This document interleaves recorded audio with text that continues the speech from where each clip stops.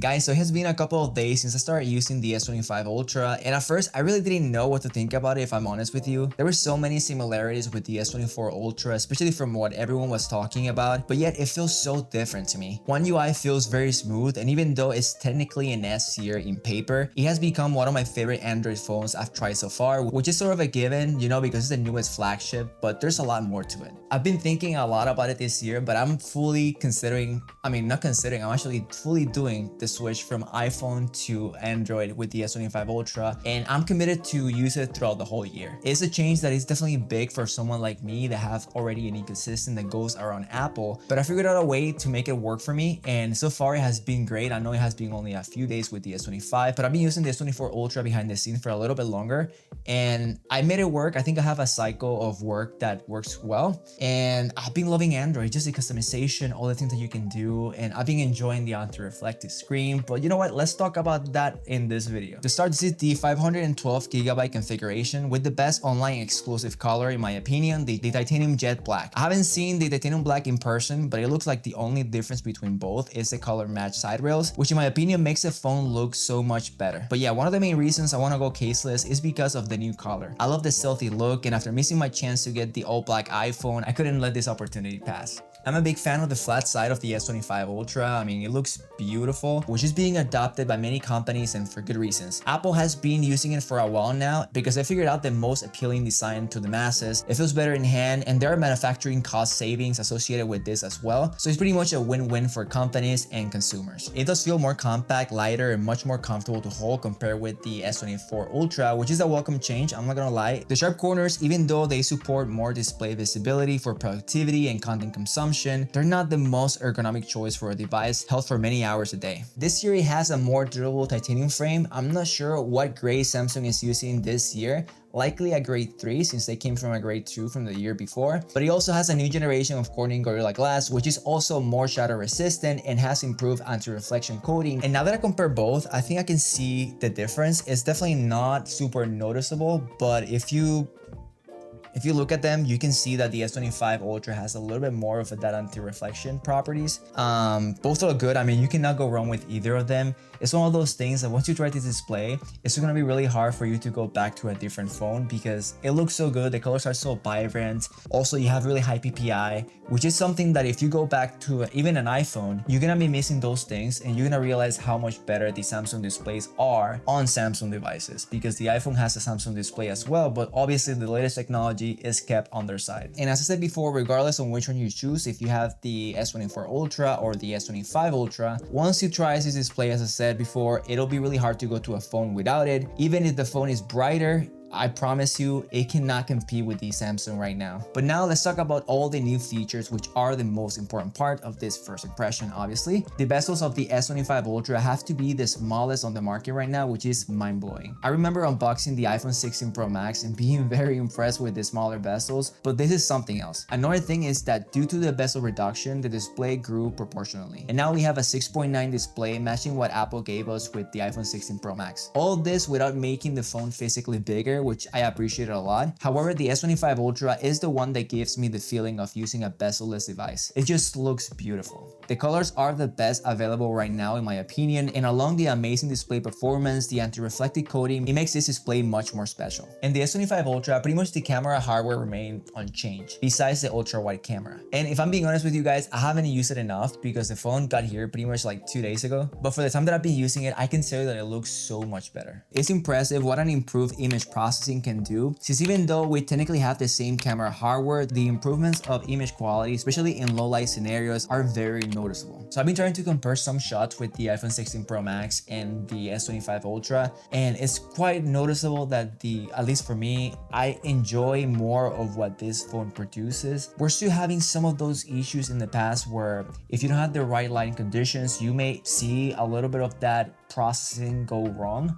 It's not too often though, it does a lot better. I struggle with the S24 Ultra quite more. I remember taking pictures sometimes in daytime and you see an image and you think you have the right photo, and when you click, the photo changes completely. And you can avoid that if you use the pro controls with the pro camera. But again, it's kind of unfair because some people are not very familiar with how to use a camera, and the way that I judge this is mostly by the general user perspective. So if using the regular photo mode is not enough to take good photos, I would judge it by that instead. So the S24 Ultra did struggle with low light scenarios, which it seems like it's completely fixed with the S25 Ultra for the most part. The iPhone 16 Pro Max seems to have more control on low light environments, which is typically the easier camera to use. I cannot deny that, at least personally, I like more the style and the color science of the S25 Ultra when the lighting conditions are favorable, which is most of the times right now, which is good. We have changed, we're going to the right direction. Samsung is getting closer and closer to match that quality of iPhone, and I think that this year is probably better in photos. In video is better than before,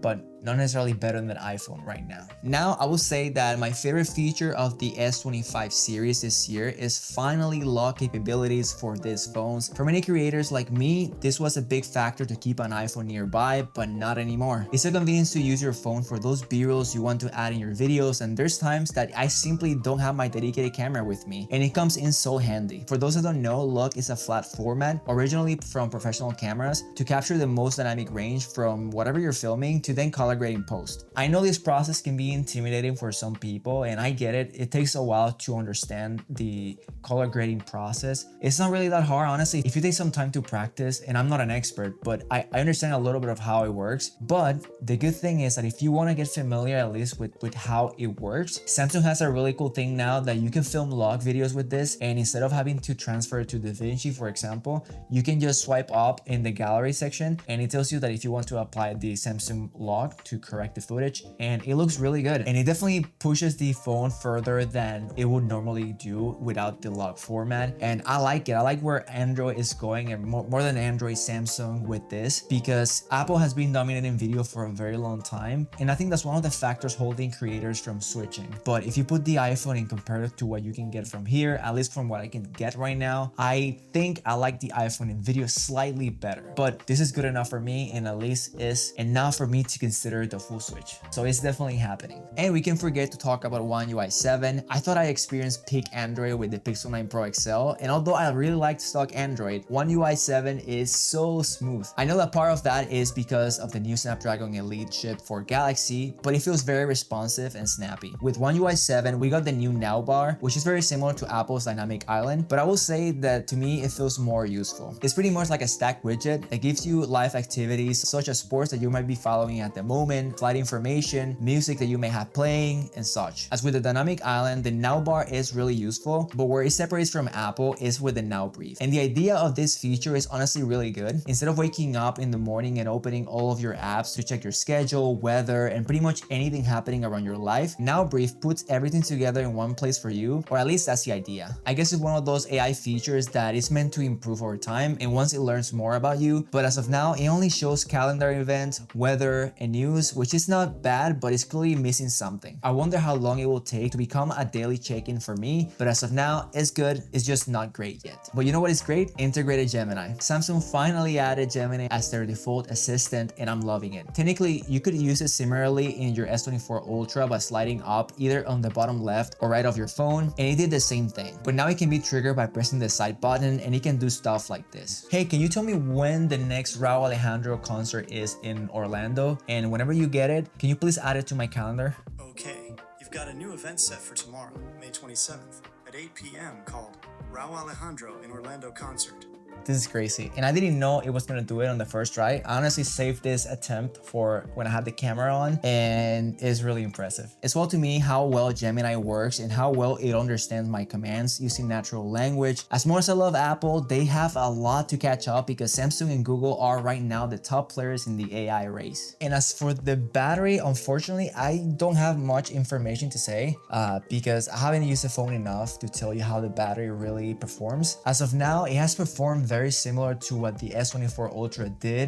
It lasts the whole day, which is good. I mean, anything that is a little bit less or a little bit more than that really doesn't matter much to me because I always charge my phone at night. But overall, it seems to perform slightly better, even though it's the same size battery. The Snapdragon Elite chip is very efficient and more powerful, which is wow to me. Obviously, having more battery is better, which we probably will see it on the S26 Ultra next year. But I think this battery is probably more than enough for most people. So I'll give you more details on how it keeps performing later on, probably on my full review sometime soon. And we'll go from there, but I think it's good. I don't think it's gonna be the best one out there right now from the new flagships, but it's good enough. I know that if you're considering trying Android for the first time, it can be intimidating, especially if you've been an iPhone user for a very long time. But honestly, it may not be as hard as you think. My workflow isn't too different right now, and I still use my iPad and my MacBook to deal with 90% of my creative work. And when I need to transfer files, I go straight to Google Drive, and that's it. It's really not that bad. And it helps if you keep all your credentials out of the Apple keychain and use a different password manager instead. I use 1Password, which makes it going back and forth a lot easier. Another option could be to use Google Apps. I know that is annoying to not use native apps on your iPhone specifically. I get it, it's not the most fun and maybe they don't share the same features, but if you plan to switch to Android and you have some time in between, try to use Google Apps and then put everything there. Use Google Keeps, use the Google Photos, and whenever you're ready to transfer, at least those things will transfer a lot easier than having to put things in the cloud or at the end of your time with your iPhone putting everything in Google Drive. It's gonna be troublesome to do that at the end. So that's a good approach that you can take if you wanna switch in the future and maybe get used to that environment sooner, and it might be better for you. But yeah, guys, I hope that you enjoyed the video. I'm trying a new format to see what you guys like best. I always like to switch around and make things more fun to me and hopefully for you guys as well. Next week, expect to have maybe the video with the iPhone 16 Pro versus the S25 Ultra. And if you don't want to miss anything like that, make sure to like and subscribe since it helps a lot the channel. And we have a goal to reach 10,000 subscribers by the end of the year, and I cannot do this without you guys. But anyways, I'll see you next time. Take care. Tonight, I'm gonna take you out.